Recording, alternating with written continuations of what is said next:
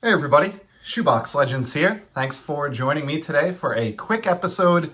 Going to show off two recent pickups that I'm excited about, the second of which I am particularly excited about.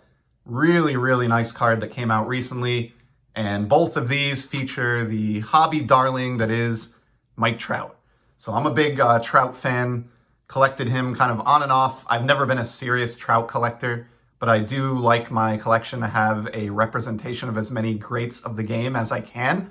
And obviously he dominated the sport of baseball throughout the 2010s like nobody else. If he can stay healthy, which is my number one wish for the 2022 baseball season, he may be in contention for a fourth MVP. Who knows? At this point, hopefully he can, have some playoff success and accumulate some counting stats. But he has already done enough to be enshrined in the Hall. Sort of got away from picking up his stuff over the last few months and in the offseason just because of last year's injury issues, which were unfortunate. But so far this year, he has certainly bounced back and shown that he is, when healthy, arguably still the best hitter in the game at age 30. And so I've begun grabbing one or two here or there and kind of dabbling again. I don't aim to get, every Mike Trout card out there. I don't even feel that I need to hold on to every Mike Trout card that I obtain.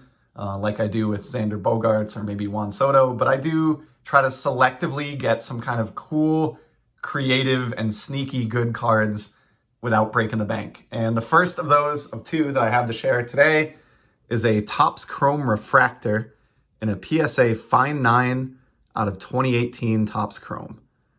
I bought this for two reasons. Number one, I am working kind of slowly on a run of his Topps Chrome Refractors.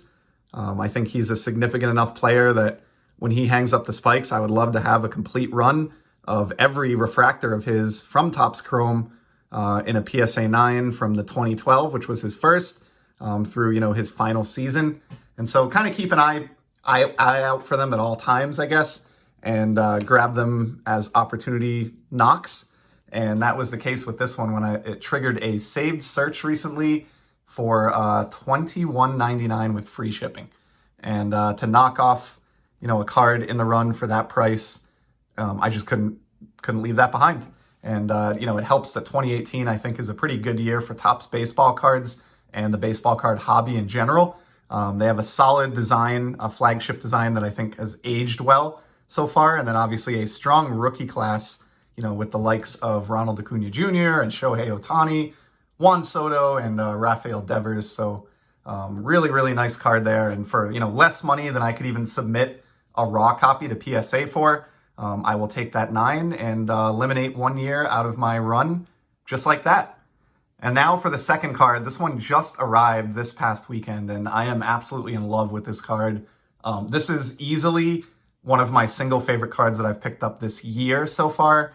And it is an unlicensed one, believe it or not, out of 2022 Donruss.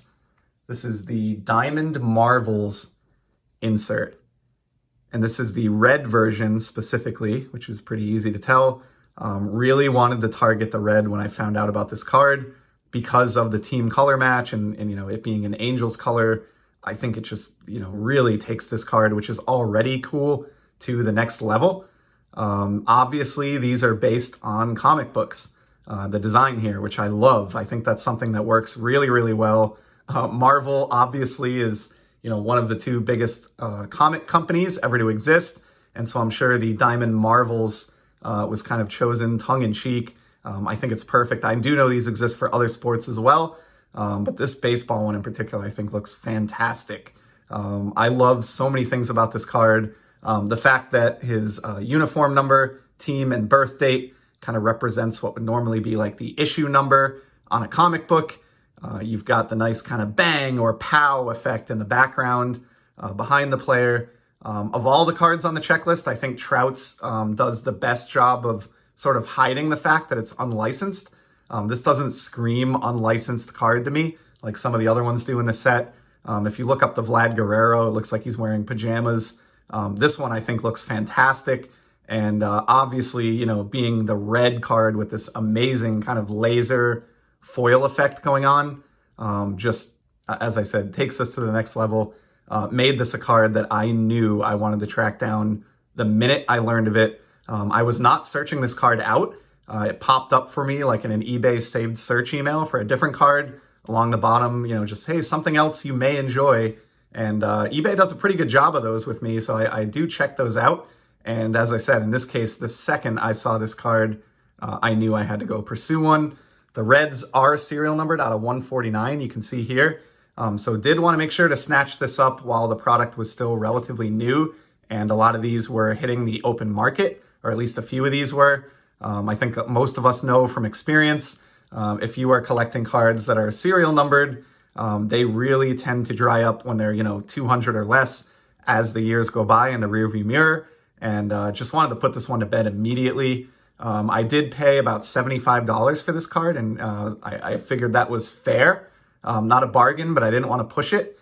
And since then, I've seen others go, in excess of 90 or closing in on 100. So I am glad that I grabbed this one while I could. There are other cheaper versions of this if you don't care about it being red. The base card is numbered out of $9.99. There's a silver out of $3.49.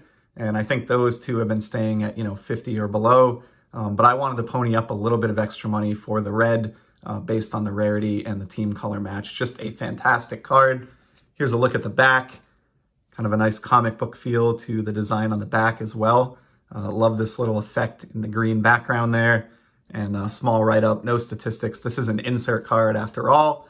And I just commend Panini for the job that they did with these. It is not often after, 15 years back in the hobby as an adult here that I see a card and I just immediately fall in love with it and have to drop everything that I'm doing and go buy one. That's very rare, but it was absolutely the case with this one. Simply gorgeous.